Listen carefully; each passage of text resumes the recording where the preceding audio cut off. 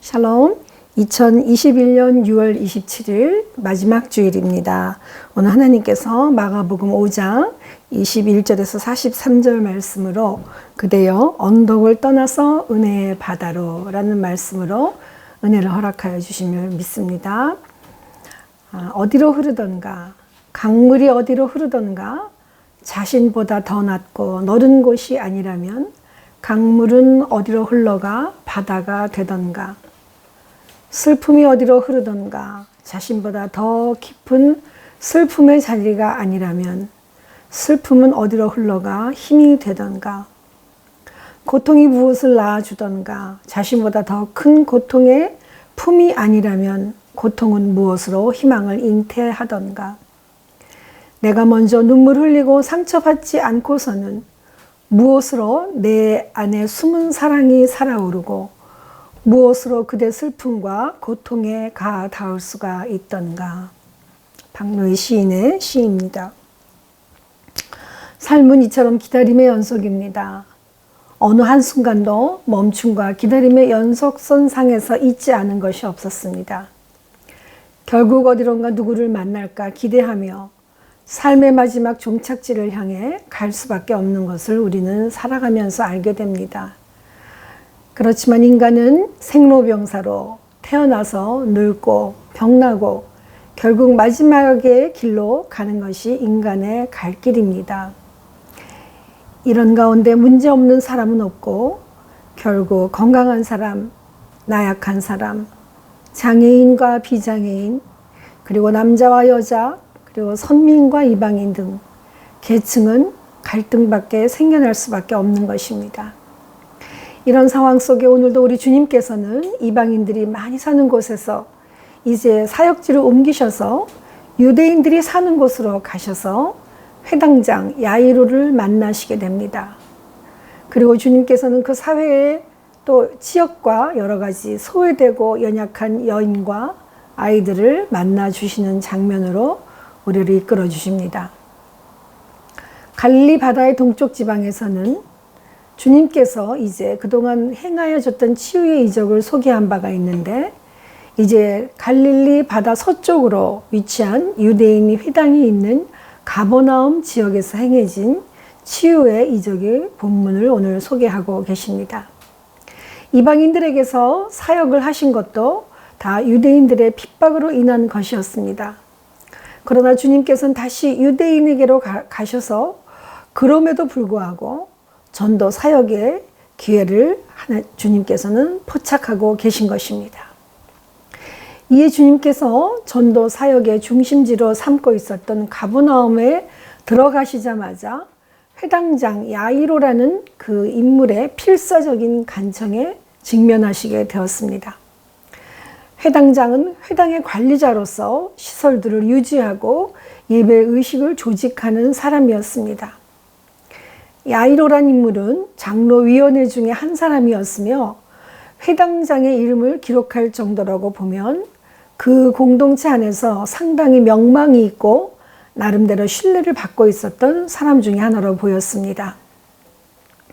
이런 그가 자기 딸이 이제 죽음의 위기에 놓이자 자신의 사회적 지위에 관계없이 그 모든 것을 무시한 채 예수님의 발 앞에 엎드려 간곡히 꿇어 호소하고 있는 것입니다. 이제 야이로의 믿음과 겸손을 긍휼히 여기신 주님께서는 친히 그의 집을 향하여 떠나셨는데, 야이로가 집으로 가는 도중에 발생한 사건이 이제 혈루병을 앓던 여인의 이야기로 이제 삽입이 되기 시작합니다.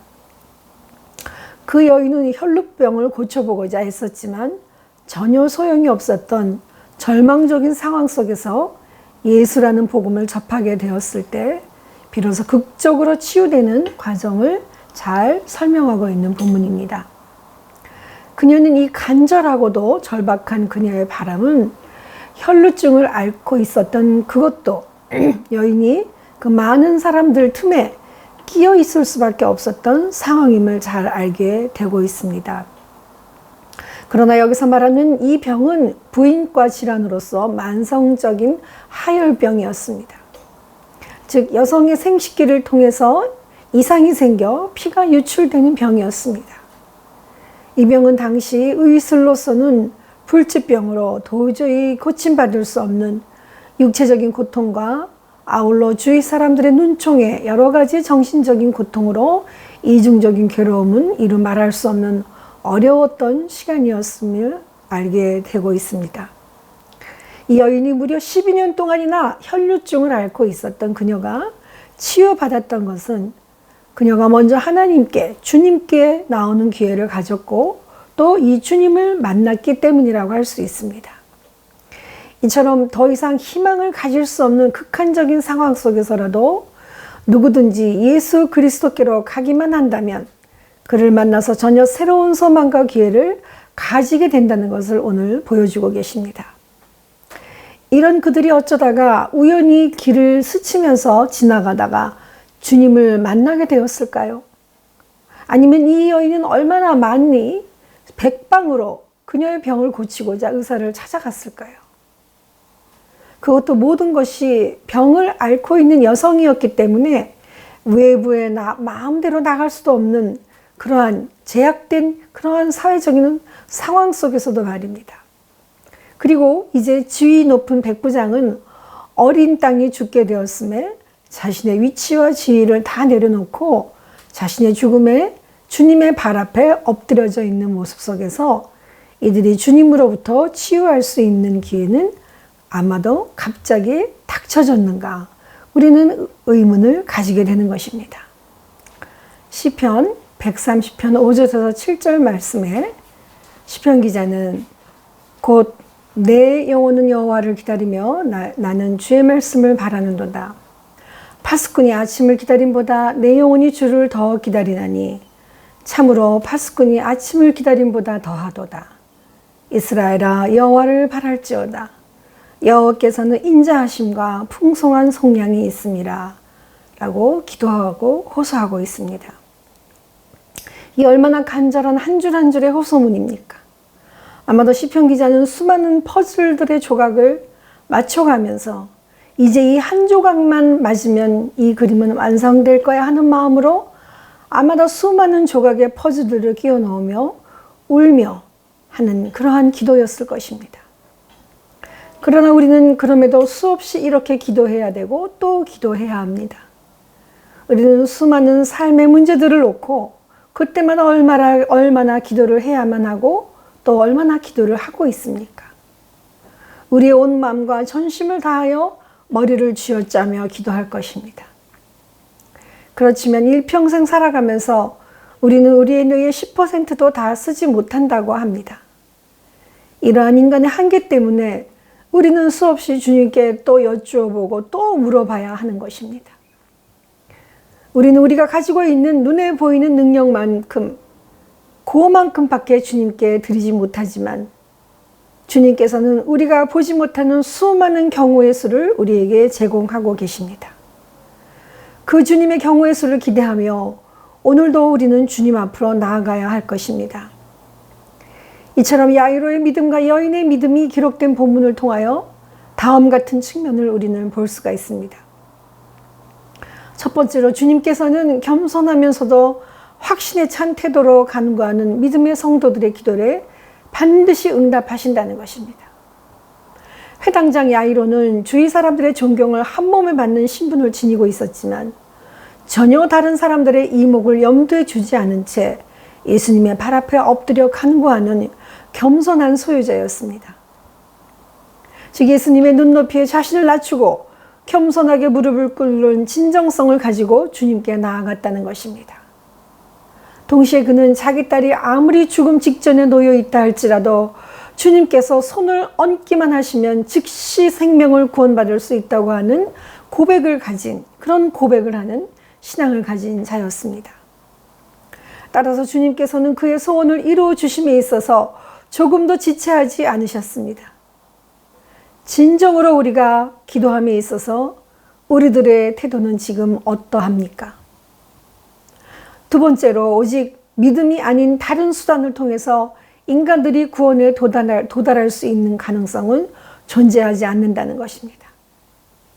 혈루증을 앓던 여인은 자신의 재산을 다 바쳐서라도 그 병을 고치기 위해 12년 동안 수많은 의원들을 찾아다녔지만 결국 고침을 받지 못했으며 오히려 병이 더 심해졌을 뿐이었습니다. 그런데 예수님에 관한 그 소문만을 듣고 그분의 옷에 손만 대어도 구원을 얻으리라는 믿음을 지니게 되었을 때 그녀는 그 고통과 질고로부터 해방되는 축복을 누릴 수 있게 되었습니다. 그러나 여기서 그녀가 구원받은 것은 단지 예수님의 옷에 손을 대었다기 때문이기보다는 오히려 그녀가 보인 주님에 대한 절대적인 믿음 때문이라고 할 수 있습니다. 이 믿음에 대한 완성을 주님께서는 어떻게 구체적으로 알려주고 계십니까? 이제 주님께서는 그분을 따르는 사람들에게 믿음을 기대하신다는 것을 우리는 확실히 알 수 있습니다. 이 믿음은 우리 자신을 구원할 수 있는 것은 아무것도 없음을 인정하고 오직 하나님의 구원의 능력에 완전히 의지한다는 그 표현 하나뿐입니다.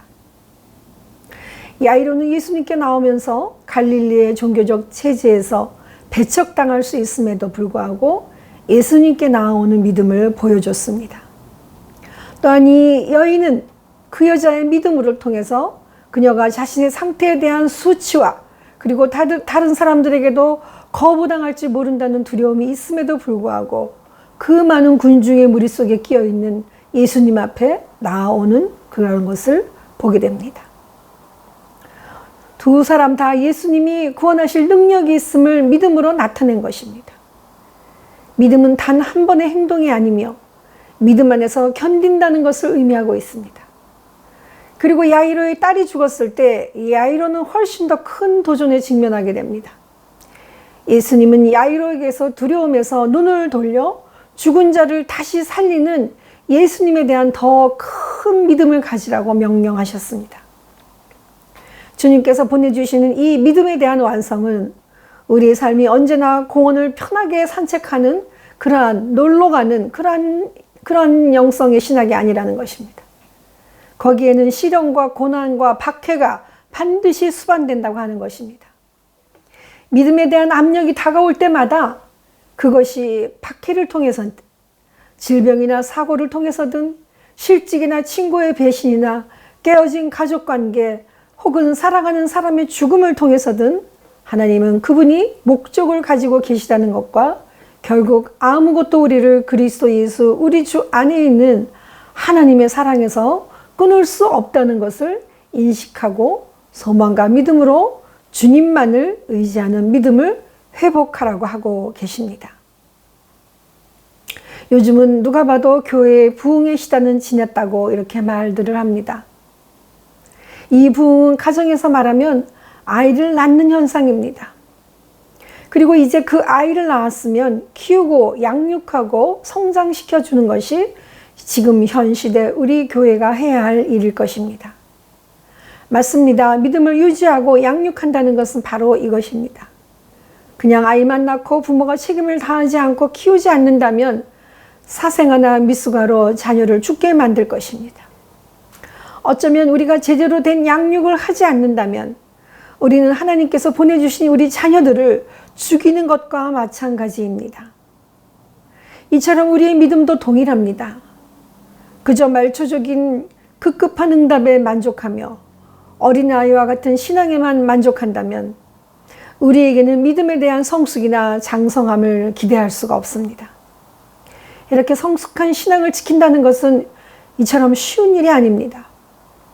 여기에는 반드시 시련과 고난을 통한 과도기의 과정을 거쳐야 하기 때문입니다. 그래서 그동안 안 쓰던 길을 내야 하고요.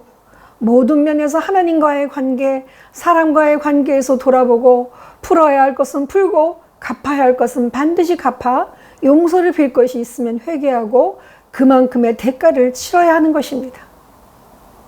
그런데 이 과정이 혹독합니다. 온몸만으로 견디는 것이 아니라 정신적으로 견뎌내야 합니다. 그래서 몸에 병이 납니다.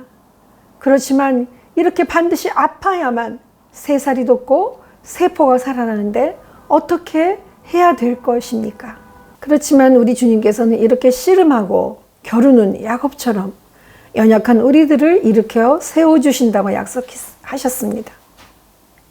그리고 여기서 특별히 이제 그동안 눈길을 돌리지 않았던 낮은 사회적 지위에 있는 사람들에게 그들에게까지 손을 펼쳐주신다고 오늘 본문에서 약속하고 계십니다. 이제 주님께서는 높은 사회적 지위를 지닌 종교적인 남성인 야이로에게서 눈을 돌려 성별과 질병으로 인해 사회적인 기준에서 보면 대단히 하찮은 한 여자의 필요를 채워주십니다. 야이로에 따른 여자이면서 또한 어린이, 그리고 사회적으로 서열이 낮은 자였습니다. 예수님께서는 기꺼이 야이로의 딸과 혈루병 여인 이 두 여자를 만져주시며 고쳐주려 하심으로 사회적인 규범과 정결법 둘 다에 도전하셨습니다.